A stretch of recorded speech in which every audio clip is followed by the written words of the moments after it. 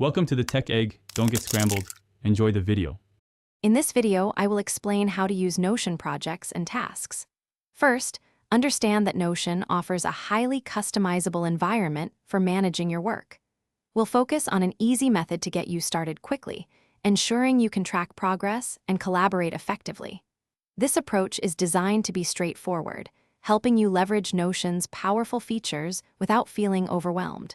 You'll learn to set up your workspace in just a few simple steps, making project oversight a breeze. To begin, create a new database in Notion and name it Projects. This will be your central hub. Next, add key properties to each project entry, such as a status dropdown with options like Not Started, In Progress, and Completed. Include a due date property and an owner person property for accountability.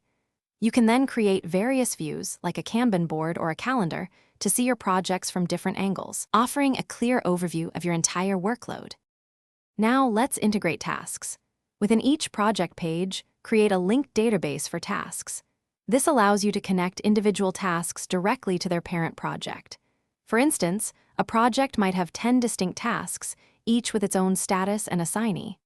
This structure ensures every task contributes to a larger goal. You can easily filter and sort tasks by project, due date, or person responsible, providing granular control over your daily operations and ensuring nothing falls through the cracks. To maximize your efficiency, consider using Notion templates for recurring projects or tasks. This saves valuable time and ensures consistency. Encourage team collaboration by utilizing comments and mentions within tasks, fostering clear communication. Make it a habit to review your project and task statuses weekly, ensuring everything is up to date and on track. This proactive approach helps identify potential roadblocks early, keeping your projects moving smoothly towards successful completion and maintaining a high level of organization. Thanks for watching. Consider subscribing if I helped unscramble your problems.